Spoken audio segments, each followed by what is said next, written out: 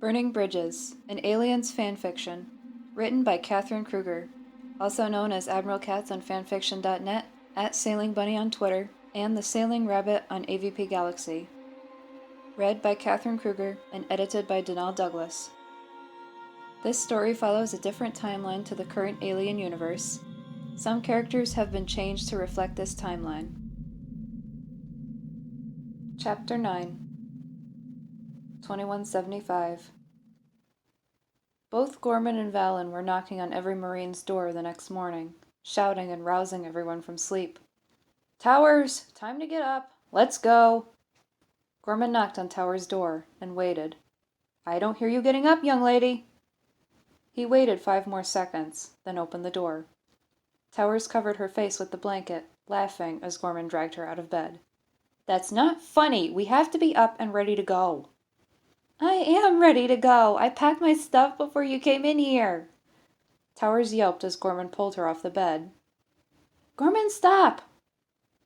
He set her upright on the floor. "Get dressed. Come down to the mess hall." "Yes, Gunny." Of course, Towers didn't have time to mess with Gorman's coffee, or anything else of his. Breakfast went smoothly, aside from Maxie dropping a glass of pulpy orange juice. The mess was quickly cleaned before Gorman herded his Marines down to the armory to grab their gear. With just about everyone yelling at once, it was a wonder anything got done, especially in the short time there was. Dunwall mumbled to himself while placing weapons in specialized crates. The smart gunners looked over their weapons before placing them in their own crates. Gorman marched them out to the hangar, where the dropship was waiting to take off. "Does anyone feel like they forgot something? We're not coming back for it." When no one responded in 10 seconds, he said, "All right, put your stuff in the back, sit down, and buckle up. No talking till I say it's okay." He was last to board the dropship, and gave the pilots the signal to begin taking off. He sat next to Towers, looking around at the rest of the squad. "Everybody in? Did you make sure your bags were tied down? Yes? Good. Should be a smooth ride." He looked at Towers. "By the way, a flying bag would not be funny. It'd be dangerous." "I know," Towers said. "Thank you." Gorman was suddenly yanked back in his seat as the dropship took off. "Don't hit your head, Gunny. That hurts." Gorman gave her a dirty look when he could move his head. "I've hit my head loads of times," Maxie chirped. "Yes, son. Every single flight. That's why we make you wear a helmet." On Gateway, the squad was led to the McAuliffe while Colonel Hardy took Gorman and Valen aside. "How was the flight up?" he asked. "Smooth sailing," Gorman replied. "Any new developments in terms of the mission?" "At the moment, no. Any updates will be forwarded to the transport's computer. Read them thoroughly when you come out of hypersleep. We don't need any miscommunications." "Yes, sir." "Then Atreus base captain will fill you in on the finer details when you arrive. So far, it sounds like a surveillance mission, but we can't be too careful with facilities like these." "Understood, sir. Shouldn't be anything new in my book." Hardy nodded. "Keep it up, Gorman, and you might be the first vent rat to become an officer." "Then I couldn't be a vent rat anymore." Gorman smirked. "Good point. That's all I've got for you. We'll be in contact with you when you arrive at Violet Rose." Saluting Hardy, Gorman followed Valen down to the airlock leading to the McAuliffe. Almost as soon as they entered the ship, the airlock closed behind them.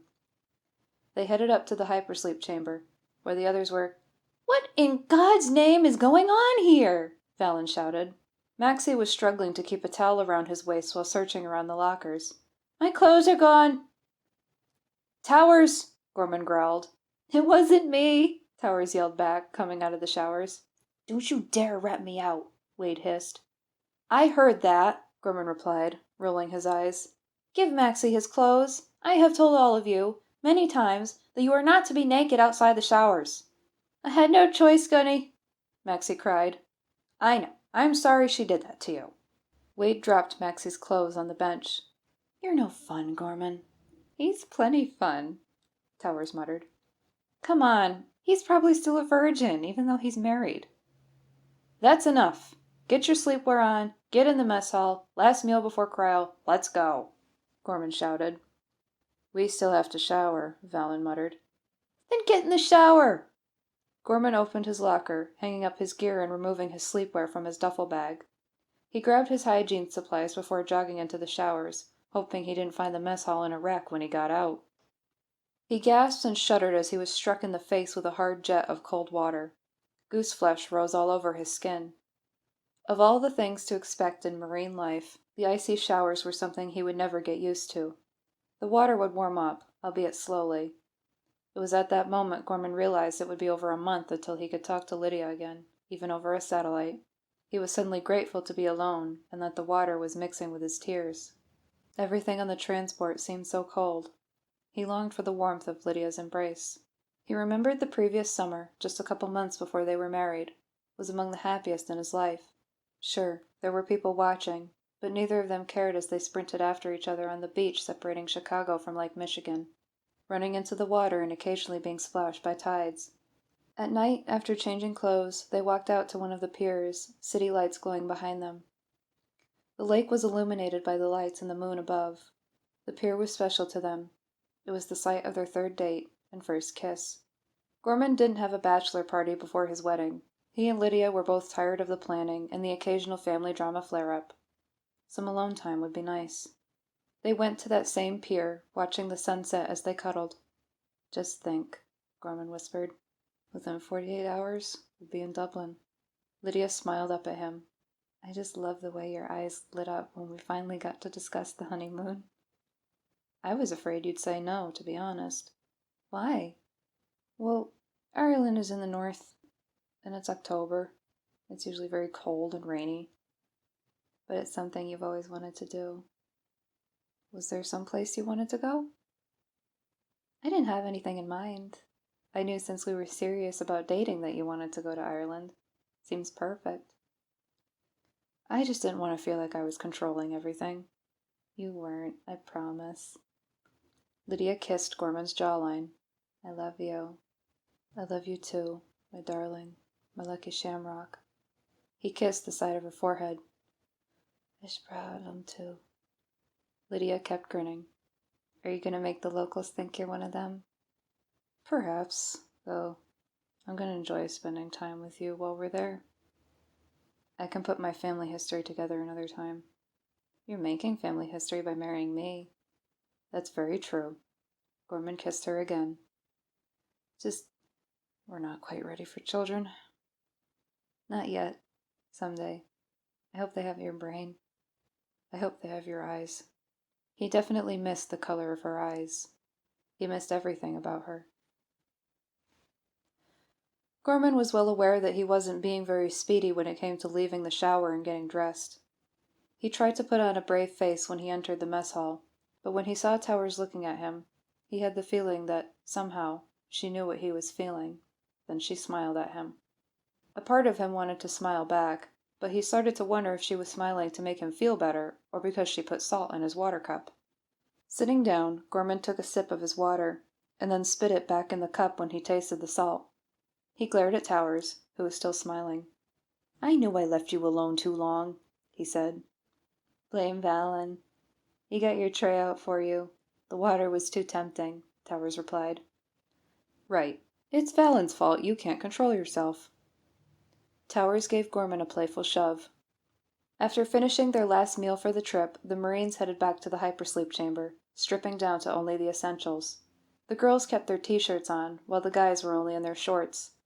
Maxie made the final adjustments on the cryotubes, then went around to paste vital trackers on everyone.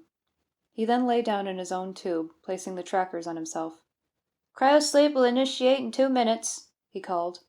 "Lay still and shut up," Gorman said. "See you in 3 weeks."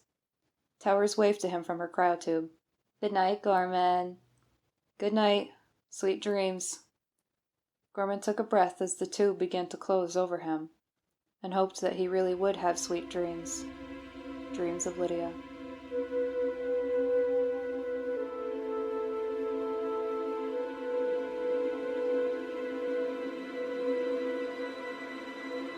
$21.35. Waits did the best he could with trying not to look hungover as he went down to the Marshal Bureau. He was undoubtedly grateful for Lingard's help, but he still felt nauseated and tired.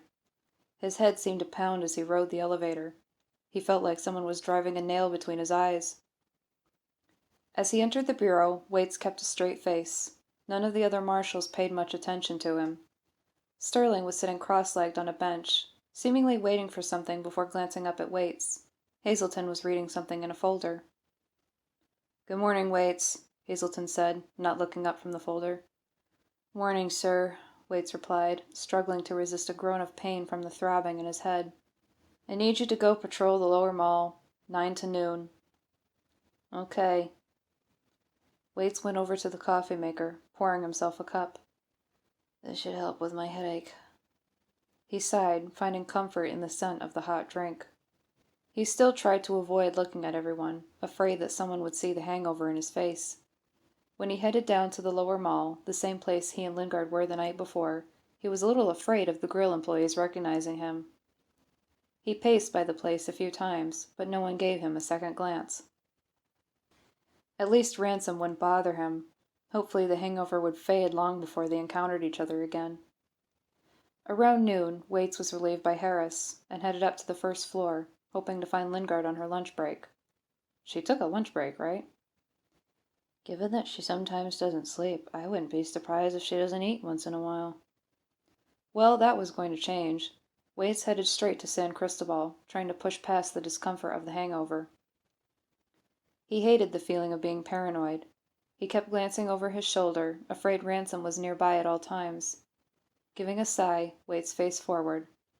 You can't give him the impression that you're scared. The transit ride felt longer in a car full of people. Some had gotten seats, while others were standing, holding onto the railing.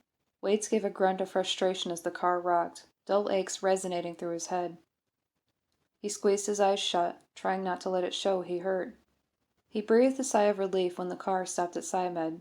3 other people got off with him, and he became aware of the crushing emptiness of the tower. The 3 other people went off in their own directions, while Waits headed for the hospital, alone. Have a seat outside, get some air. Morley left the main entrance of San Cristobal, holding Lingard's shoulders. Everything's all right, just sit and breathe. I'll come back in a few minutes. Waits's pain and discomfort dissipated almost instantly, and he quickened his pace as Lingard sat on one of the benches. Doc, you okay? Do you need something, Marshall? Morley asked, standing in the doorway with a glass of water. Not really. What happened? Well, we had a bit of an accident and surgery. Removed a girl's tonsils and Lingard accidentally cut her. A lot of bleeding, but we were able to stop it and get her patched up. Gave Lingard quite a shock. I wish I could stay and chat, but I've got to get back in and take care of the other patients. Morley looked Waits in the eye. Marshall, could you stay and comfort her? You seem close with her anyways. Waits nodded. Sure. I'm good at comforting people, right? He turned to face Lingard. Hey. She glanced at him, but didn't say anything. Waits struggled to find something helpful to say. He sighed. I guess the best thing I can say is, at least the kid's going to be okay. Lingard put her head in her hands, giving a sound like she was going to cry. That was the wrong thing to say. Okay. It was an accident, like Morley said. I'm sorry it happened. Come on. You're good at what you do. And we all make mistakes. I know this is a job where you don't want to make mistakes, and my job isn't one where you want to make mistakes either, but shit happens. Yeah, that's the best thing I can say. In life, shit happens. Sometimes there's nothing you can do about it. Doesn't make you a bad person. Still, no response. Maybe I'm not good at this. Waits paused to think. He gave another sigh and pulled Lingard into a hug, not saying a word. She sobbed in his shoulder. A minute passed by before he whispered, Come on, I know you can pull through this. This can't be the worst thing that's happened in your career. You handled me when I was drunk, so I know you're a tough lady. Besides, if anyone gives you hell over this, you know where to find me. You made a mistake and you were able to fix it. That's what counts. He smirked, lifting her chin. Look, you know you're sad when I have more faith in you than you do in yourself right now. Wait, Lingard said, sniffing. Yes. In what universe is that supposed to be helpful? Honestly, I know I did something right if you're talking to me again. Now, pull my cap. I know you want to. You're feeling better. I can see it. She sighed. I should have expected this if you're the one doing the comforting. That actually hurt a little. I didn't mean it that way. I do appreciate your effort. Waits gave her a lopsided grin. So I'm not completely useless? No. Lingard tugged the visor of his cap. Happy now? Are you happy now? Not really. Waits felt defeated. He looked down at his lap, then regained eye contact with Lingard, letting her see the defeat in his eyes. What do you want me to do? I'm sorry I can't be Mr. Perfect for you. I'm sorry I can't just solve everything like magic. She took his hand to squeeze it. Stay? And do what? Just stay. You don't have to say anything. Waits shrugged. Okay. I'll stay, if that's what you want. He turned his hand to squeeze hers back. And what if Ransom sees this? I don't care. I'd rather have your clumsy comfort than his nothingness. A small smile started to blossom on Lingard's face. You at least try to fix things, and that's what counts. Ah, shucks, you're making me blush. Ah, shucks, you're making me blush. He felt something in his chest. His heart. Had it just skipped a beat? And was he blushing? He thought about leaning in to kiss her forehead, and positioned himself to do so, but he stopped. I'd really be digging myself into a deeper hole if someone found out I have feelings for her. Maybe it's best I don't tell anyone how I feel. Even Lingard. Waits returned to the Marshal Bureau to find it was empty aside from Ricardo and Sterling. They didn't make eye contact with each other, and Waits preferred it that way. I feel like it's a little late for the higher-ups to be doing something about this place, Ricardo said, glancing in Waits's direction. First they send you here, then we have inspection next week. Hold on, son. What does my being sent here have to do with Command doing something about Sevastopol? Waits gave Ricardo a look. I figured they didn't care all that much. They wouldn't have sent someone of your experience and demeanor. No, someone here at Sevastopol told Command that this place was a bustling cosmopolitan hub. Command was lied to. That's why they sent me, because they don't have anyone responsible and honest here to tell them the truth. Hazelton went along with whatever son of a bitch said that Sevastopol was busy. With any luck, he'll get booted back to training when the inspector gets here. What makes you think the inspector's gonna care? Because that's his fucking job. Wait, no one's given much of a damn about Sevastopol thus far. I don't think anyone's going to care now. You're the only one trying to perform CPR on a dead body. A knot formed in Waits' chest. There are still people living on Sevastopol. Until the last civvy leaves, we are obliged to serve them as best we can. You're wearing that badge, son. You should have had it drilled into you during basic to give a damn. I do give a damn. What I don't do is get pissy with people when things aren't going the way I think they should be going. I also try to respect who's in charge, and in this case, it's Hazelton. If you were in charge, I'd respect you the same way. Plus, I want respect from whoever's left, and that doesn't come from threatening the sheiks and executives and swearing in front of children. Sterling had been quiet the whole time, gaze switching between Waits and Ricardo. He took a sip from a mug of cold coffee, offering nothing to the conversation. He seemed undecided on who he agreed with. Waits bit his tongue. He first glared at Sterling, but couldn't fault the lanky man for not having an input. He resisted the urge to lash out at Ricardo for not caring, and force his anger back down his throat. Letting that anger fester in the pit of his stomach made him feel sick, and he felt more alone than he had ever been in his life. For the first time since arriving on Sevastopol, Waits had a hard time falling asleep. Despite so many nights where he hadn't been allowed to sleep, here was one where he was free to sleep a full 8 hours, and yet he couldn't drift off. His mind was still active. The hamster refused to get off the wheel, and it would continue to do so until it collapsed. The question was when. He could hear voices of people out in the hall, entering and leaving their apartments.